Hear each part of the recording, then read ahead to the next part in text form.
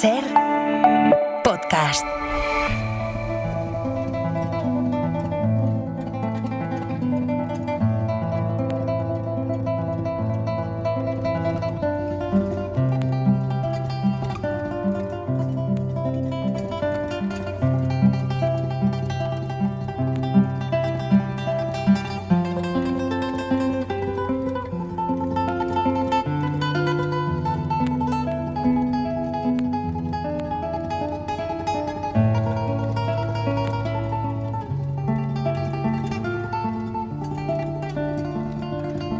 Este verano, desde el 18 de julio, se están cumpliendo 90 años desde que las vidas de sus padres, las de ustedes, las de sus tíos, de sus abuelos, cambiaron para siempre.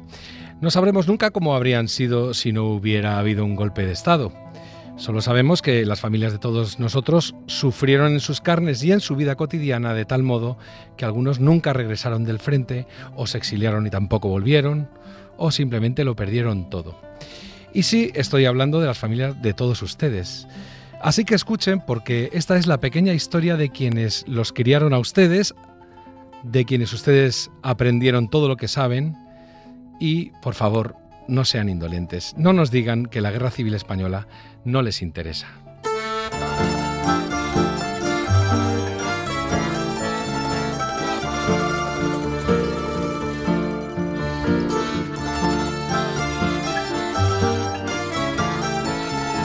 Aquel verano del 36, con Alejandro Quiroga. Si me quieres escribir, ya sabes mi paradero.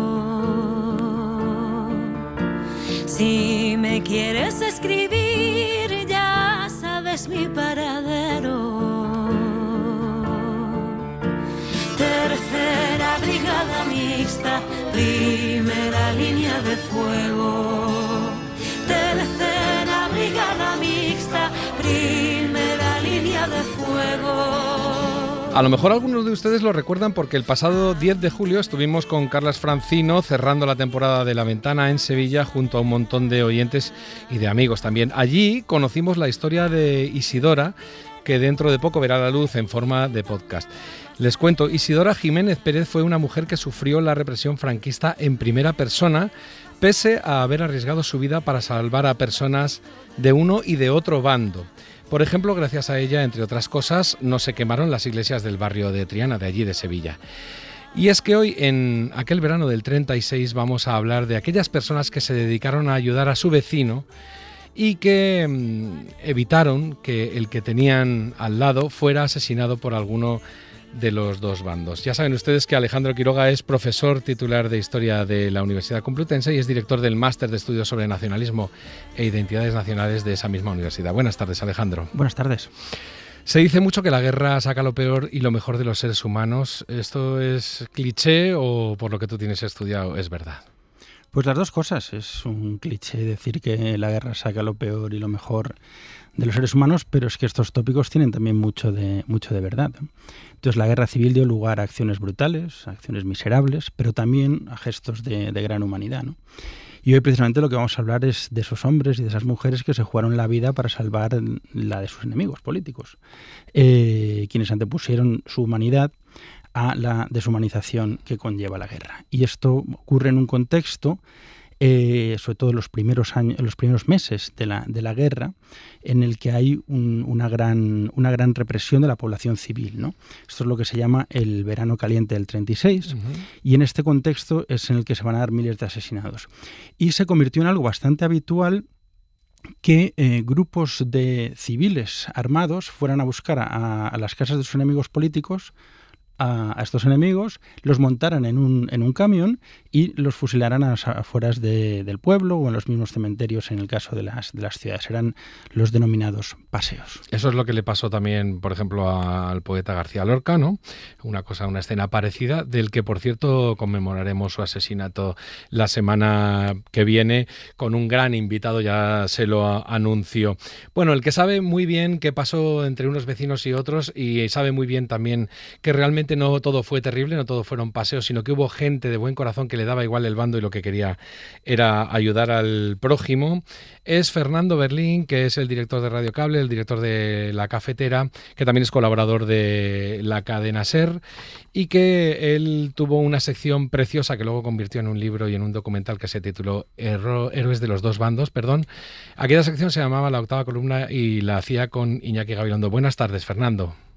Buenas tardes, Iñaki. Muchas gracias por estar en La Ventana esta tarde. Vamos a recordar lo primero, aquella sección que tú hacías y que es un momento del 21 de junio de 2005, nada menos. Ha venido esta mañana Fernando Berlín en su paseo por la Octava Columna, ese territorio que nos permite conocer a gente admirable que durante la guerra hizo cosas a favor de personas de otro bando y que está resultando una antología emocionante de historias muy esperanzadoras todas ellas. Todas estas historias, las que estamos contando aquí y las que sencillamente estamos recibiendo pero no estamos contando aquí, están siendo mostradas en la página de Fernando Berlín, que es radiocable.com. Pero cada día les contamos una historia que nos permite conocer eso, gente admirable, alguien que en un momento determinado y con riesgo de su vida, pues porque se lo decía su condición de ser humano, ayudaba a otras personas de otro bando. Fernando, este ¿tú recuerdas estos momentos en los que empezaste a fraguar esta sección? ¿Cómo fue el momento en el que se te ocurrió y le propones a Iñaki Gabilondo hacer una sección en la que hable la gente de a pie, que es lo que nos gusta aquí en esta sección? Me resulta profundamente emocionante volver a escuchar porque no había vuelto a escuchar la sección, claro, hace 20 años y con la voz de Iñaki Gabilondo. Y mira que la cadena SER, en la SER tenéis grandísimas voces. Pero fíjate, ocurrió una cosa. La mirada que existía sobre la guerra civil en aquel momento era una mirada profundamente confrontativa, como se ha instalado, ¿no? Y cuando hablé con Isaías Lafuente y con Iñaki Gabilondo de ofrecer una perspectiva diferente, ver qué cosas nos unían a los ciudadanos más allá de esto, siguiendo la estela de la lista de Schilder o de Soldados de Salamina, tanto Isaías como Iñaki abrazaron el proyecto inmediatamente. Y fue súper importante porque lo lanzamos en internet, íbamos recabando testimonios, pero en cuanto Iñaki hizo partícipe de estas historias, de esta iniciativa a los oyentes de la cadena SER, aquello fue una avalancha y llegaron testimonios de todas partes de España durante semanas de casos de personas que durante la guerra civil salvaron a vecinos, a conocidos, gente que los escondió en las guardillas, que les ayudó a atravesar la frontera, gente que tuvo, durante años en un sótano a una persona del otro bando o que quemó expedientes que les comprometían. Los testimonios eran absolutamente abrumadores y Iñaki Gabilondo les ponía un marco, les ponía un contexto absolutamente alucinante. Ahora estoy escuchando esa voz de Gabilondo, me resulta tan profundamente emocionante porque yo creo que el éxito, porque por aquello después recibimos un premio Ondas, tuvo mucha repercusión además, no solamente por la participación de los oyentes, sino que salió en muchos medios de comunicación y se necesitaba la visión esa que tiene Iñaki Gabilondo de encontrar la perspectiva humana, ¿no? Por encima del conflicto, por encima de los bandos, por encima de cualquier otra consideración, estaba la vida de los seres humanos. Así que entre ciudadanos, entre españoles, hubo muchas cosas que nos permiten abrazarnos y mirar hacia adelante, ¿no? La mayor parte de las historias eran de ciudadanos anónimos, esa avalancha que tú decías, pero muchas de ellas hablan de personas que han sido luego muy reconocidas. Por ejemplo, el abuelo de Aznar, luego vamos a escuchar esos momentos, o la familia del propio Javier Cercas. O sea, es una cosa que supongo que a ti ya te sobrepasó. No pensabas que fuera a tener tal repercusión esto. No, además es que sucedió una cosa, fue muy inspirador el libro de Javier Cercas, Soldados de Salamina, porque revela un pasaje así, alguien que en un momento tiene la oportunidad de disparar a alguien que está huyendo de un fusilamiento y en el último minuto decide mirar para otro lado y dejar que huya. Javier Cercas escribe esta novela, que está ficcionada, sin saber que en su propia familia esto se había dado. Y además es una oyente de la cadena SER, Delia, que llama diciendo, bueno, es que cuando se entere de esta historia, porque mi abuelo Antonio había sido un alcalde republicano en Cáceres, fue llevado durante la guerra con sus animales por ahí, y cuando volvía hacia el pueblo le recogió un camión de militares del bando nacional. Y mientras estaban atravesando un puente, oyó una conversación en la que estaban sugiriendo que lo iban a asesinar. Y una de las personas que viajaba en el camión intercedió por él y le salvó la vida. Y esa persona es el abuelo de Javier Cercas, y Javier Cercas no lo sabe. Entonces fue muy bonito porque se construyó de pronto una metahistoria bajo una historia real. El libro había tenido muchísima repercusión, ya había una película de Soldados de Salamina. Sí. Javier Cercas no conocía esto, le llamamos en directo desde el programa con Gabilondo. Y claro, la cara de Javier Cercas fue un absoluto poema, ¿no? Entonces se cerró un círculo muy bonito también que construía mucho, ¿no? Pues antes de escuchar la propia historia, vamos a ese momento que decía Fernando Berlín, en el que Javier Cercas se queda completamente impresionado del descubrimiento. La madre de Dios. Joder, Antonio Cabrera. Qué la hostia. O sea, pero ¿y cómo yo no? O sea, mi padre seguro que no sabe esta historia. Pues porque estas historias son de esas que se guardan y no se, y claro, ni se las cuentan a sus hijos, porque es la historia de la guerra. Hostia, tú, vaya tela. Me dejas impresionado, ¿eh? Vamos a escuchar la historia que es a la que se refiere Fernando y la que se refiere, por supuesto, Javier Cercas, que es el testimonio que recogió Fernando en aquel momento. Al pasar por el puente del río Tajo, pues entre ellos los oyó como decían, aprovechemos ahora y lo tiramos al agua. Pero esto también lo oyó Paco Cercas. Y entonces él dijo, a este hombre no se le toca un pelo. Porque si en vez de ir Paco, van solo aquellos chicos, mi abuelo no está vivo. Porque con la euforia y la bebida y no se lo hubieran pensado. Alejandro, ¿qué comentario te merece esto?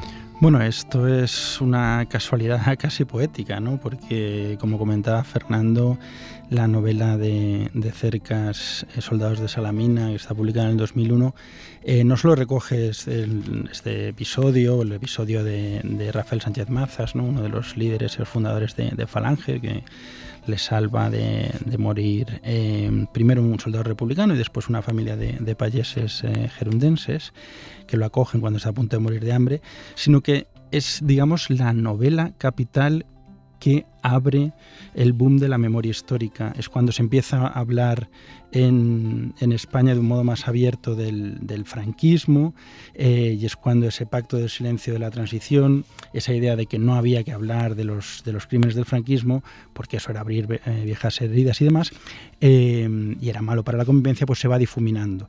Y de hecho, pensándolo así, el trabajo de Fernando recogiendo estos testimonios, en cierto modo también estaba contribuyendo a ese boom de la memoria histórica. Vamos a contar otra de las historias que cuenta Fernando en aquella sección y que recopiló él y que luego se convirtió en libro y en documental, que es una que sucede en Fuente Aguinaldo, en Salamanca, donde un grupo de falangistas están buscando al alcalde para matarlo.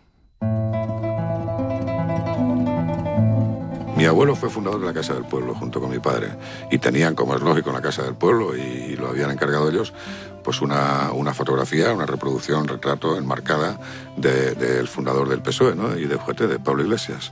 Y eso, cuando sucede el golpe, pues mi padre decide esconderlo en el pajar de la casa, ¿no? En el grano, entre el grano, para evitar que eso pudiera ser precisamente motivo de problemas, ¿no?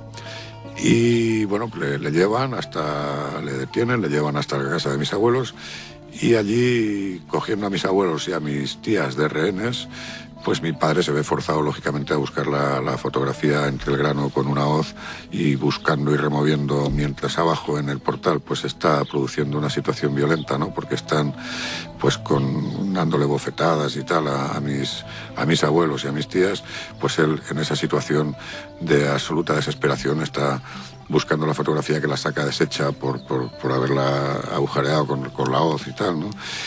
Y a partir de ahí sabía que era perfectamente posible que le mataran a él también, ¿no? Entonces, en ese momento, cuando él baja con ese cuadro, se encuentra con que ya no hay golpes ni hay gritos, ¿no? Y que los falangistas le piden disculpas porque, según ellos, había habido un error, ¿no? en lo que estaban haciendo. Pero lo que había no era un error, lo que había era que el secretario del ayuntamiento, Cipriano Ferreira, estaba justo detrás de los falangistas con una pistola encañonándoles, y les había dicho que si tocaban un pelo de la ropa, Kiko Solano los mataba allí mismo, ¿no? Fernando, esta historia es una casi, digamos, de las estándar, de las que más viste, ¿no? De alguien salvando a alguien siendo teóricamente de un bando opuesto completamente al del vecino, pero que debió ocurrir mucho en sitios pequeños. Claro, aquí hay dos consideraciones que me parecen muy relevantes. La primera es que la mayor parte de estos actos fueron una semilla que germinó después, supusieron una semilla que germinó años después, porque en algunas de estas ocasiones ciertamente es una persona de un bando que salva a otra, pero luego ese favor o es devuelto a la misma persona porque se cruzan de pronto en la guerra, o porque en circunstancias parecidas contribuye a que la persona del otro bando después contribuye a salvar a otra persona. Entonces se da una cuestión muy, muy mágica. Y luego hay una segunda consideración que a mí me pareció importantísima con todas estas historias. El deber moral de salvar la vida de alguien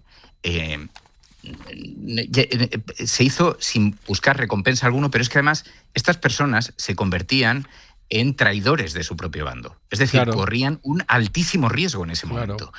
Y a pesar de que muchos de ellos tenían fuertes convicciones de las ideas por las que estaban luchando o el lugar que les había tocado en la guerra, pero en cualquier caso se estaban jugando no solamente su vida, también la de su familia en muchos casos, porque escondían a personas en su casa o, como en este caso, intercedían frente a un grupo de personas completamente descontroladas que luego durante el resto de la guerra seguían por allí, ¿no? Entonces es un acto de un enorme valor. Por eso el título del libro fue Héroes de los dos bandos, porque realmente fueron auténticos héroes, ¿no? Para ponernos en situaciones, Cipriano Ferreira, que es un hombre de derechas, de familia vinculada a las altas esferas de la Falange, pero que decide salvar la vida de Francisco Sánchez Álvarez, al que todos conocían como Kiko Solano, que era el alcalde de Fuente Guinaldo en Salamanca. Alejandro. Sí, como decía Fernando, es un caso estándar, pero también tenemos que tener en cuenta que en este tipo de casos lo que ocurre muy a menudo es que eran, sobre todo si lo llevaban a cabo civiles, este tipo de represión era bastante chapucero, era bastante andar por casa, ¿no? Entonces, en muchas ocasiones podía intervenir una autoridad superior y parar, que normalmente era un militar, pero que podía ser el alcalde de un pueblo, y parar a estos o bien milicianos o pistoleros falangistas o requetes carlistas, ¿no? Entonces, a veces pensamos que la represión fue algo muy sistemático y en realidad había una gran parte de improvisación y de hacer las cosas un poco de andar por casa. Y esto es lo que precisamente permitía que se pudiese intervenir y se pudiese cambiar el destino de esta gente. Hay una cosa, Iñaki, si me permites, hay una cosa que a mí me parece, porque uno de los peligros, uno de los miedos que tenía, y que en aquel momento con Iñaki Gabilondo conversamos mucho, era dulcificar las acciones de algunas personas de los que no teníamos realmente más que los testimonios orales que llegan, y además en algunos casos 2 generaciones después, ¿no?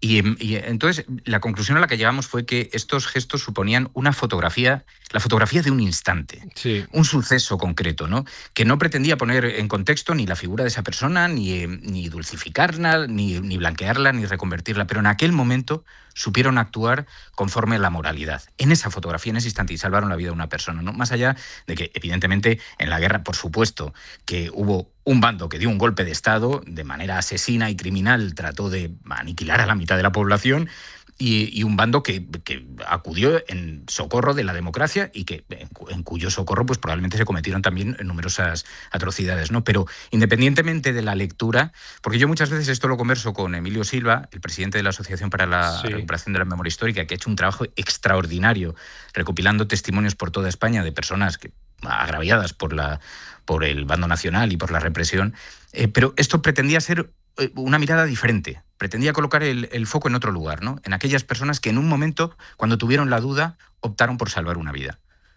Una cosa realmente escalofriante para bien, que se nota que es una guerra entre humanos, que es lo que queríamos contar aquí en La Ventana estas 4 tardes de agosto. La historia de Javier Cercas no es la única con nombres propios que nos suenen. Hay otra, la hemos anunciado antes, que es la del abuelo de Aznar. Este caso es el de, ustedes recordarán, por supuesto, el expresidente del gobierno. Rosa, nieta del fusilado Francisco Garrigós, encontró unas cartas recibidas por su padre cuando estaba en la cárcel. En ellas, un teniente coronel auditor agradecía unas gestiones, decía concretamente, que le habían salvado la vida. Pudo ser el hombre que protegió a Manuel Aznar, abuelo del expresidente del gobierno. La historia que contaba era esta. En mis investigaciones sobre la biografía de Aznar, descubrí en el archivo de Alcalá, en el archivo de la Administración, una fotografía. En ella aparece Manuel Aznar acompañado de otros 2 señores, ¿no? Yo no conocía a los otros 2, pero parece que por testimonio directo de su hija, el señor que aparece sentado con una pipa en la boca es inequívocamente Francisco Garrigós. Cuando nos contó que tenía una fotografía de un miembro de Ferrocarriles con Manuel Aznar, nosotros no lo podíamos creer y se lo enviamos a Rosa, y cuando en la fotografía distinguía a su padre, pero además es que Rosa tenía una agendita con las tapas de cuero, con la fecha de 1937, y en esa agenda parecía entreverse la palabra Aznar.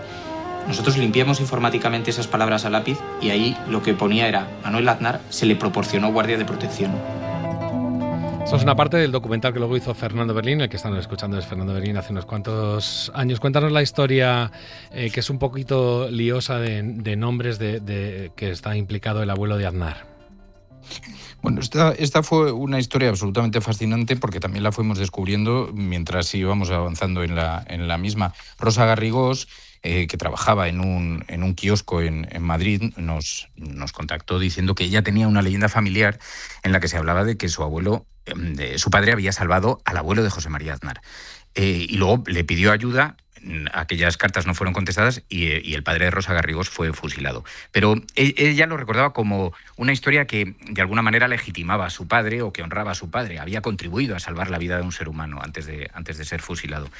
Y durante la búsqueda encontramos una fotografía porque el padre trabajaba en Ferrocarriles y contaba la leyenda familiar que había contribuido a sacar al abuelo de Aznar de España en un ferrocarril clandestino y lo había conducido esa operación él. Y encontramos una foto en el despacho de Ferrocarriles donde estaba su padre con el abuelo. Esto fue absolutamente porque, claro, Rosa Garrigós era una mujer ya muy mayor y cuando descubrió que esa leyenda familiar sobre la que había sostenido el recuerdo cariñoso de su padre era real, también ella lo vivió con muchísima emoción, ¿no?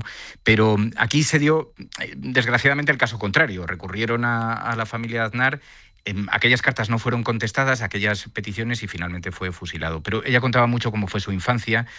Claro, todas las historias de la guerra civil, cómo lo vivieron los ciudadanos, tanto en los pequeños pueblos como en las grandes ciudades, tienen recuerdos dramáticos, como iban a verle a la cárcel los últimos minutos, el último recuerdo de una cría viendo a su padre pasando entre las rejas, saludando por el patio, y luego tener que ir a recoger los restos después de haber sido fusilado junto a una tapia, y tener que ir con su madre con un carro a medianoche para echarlo encima porque nadie se atrevía, ¿no? Todos esos recuerdos que quedaron en la memoria de los españoles. De alguna manera lo bonito es que esos testimonios no se pierdan, que la gente le pida a sus mayores que los graben, que los tengan y que los hagan llegar a las asociaciones, porque es el testimonio vivo de este país, ¿no? Alejandro. Sí, Manuel Aznar Zubigaray, que fue uno de los propagandistas más importantes del régimen franquista, era un navarro, periodista navarro, cercano en sus inicios al PNV, luego acabó ya más cerca del carlismo. Fue una figura fundamental dentro de la dictadura o del aparato propagandístico franquista, pero si no hubiera intervenido Francisco Garrigós y si hubiese sido fusilado en noviembre del 36, desde luego las cosas hubieran sido muy distintas. Los historiadores no nos gusta mucho el contrafactual. Sí, ¿qué hubiera pasado? Si las cosas hubieran sido distintas, pues no sé, si los republicanos hubieran ganado la guerra, si el Reino Unido hubiera intervenido en la guerra de España. Es muy complicado ya contar y analizar lo que pasó como para meterse en un berenjenal de qué hubiera pasado si, ¿no? Que complica mucho más la cosa. Pero desde luego, lo que sí seguro es que si Manuel Aznar Zubigaray hubiera muerto en noviembre del 36, las cosas hubieran sido bastante distintas para la historia de este país. Fernando, por no dejarnos en el tintero una historia que a mí me ha impresionado, que para que nadie diga que vamos de una parte o de otra, cuéntanos rápido, en menos de un minuto, la historia de Virgilio, que era un sacerdote que salvó a cientos de personas quemando expedientes. Bueno, Virgilio era el sacerdote de Palma del Río. Se encontró con una caja llena de expedientes de republicanos, de personas que se habían pasado al bando nacional. pero en aquel momento aquellos, o de personas del bando nacional que se habían pasado al republicano, y en aquel momento esos expedientes se convertían en verdaderas sentencias de muerte si las hubiera entregado, pero él junto a su madre, en una vieja cocina de carbón, decidieron quemarlas a medianoche. La imagen es muy gráfica porque él era un joven seminarista, sentado junto a su madre en una cocina de carbón, fueron echando una a una aquellas fichas y pues convirtiendo en humo aquel pasaje, ¿no? Algunas personas en su pueblo lo conocían, igualmente como en las otras historias, ¿no? Se convirtió en una foto de una conducta que en aquel momento salvó cientos de vidas. Fernando Berlín, ha sido un placer charlar contigo, siempre lo es, pero acerca de este proyecto tan bonito que creaste aquí en la cadena SER y que luego se convirtió en Héroes de los dos bandos, tanto un libro como un documental. Gracias por haber estado en aquel verano del 36 de La Ventana. Iñaki, te agradezco muchísimo que hayas recuperado estas historias. Son de hace 20 años algunas de ellas, así que de verdad de corazón, y felicidades a la cadena SER por contar contigo en La Ventana, porque está siendo un verano apasionante. Gracias. Te lo agradezco Iñaki, mucho yo también. Gracias, Fernando. Y nos vamos también a despedir a Alejandro Quiroga. Gracias por haber venido también esta tarde. Muchas gracias a vosotros. Y la semana que viene hablaremos un poquito de brigadistas internacionales y de otros que vinieron también a luchar del bando de los fascistas. Para no perderte ningún episodio, síguenos en la aplicación o la web de la SER, Podium Podcast o tu plataforma de audio favorita.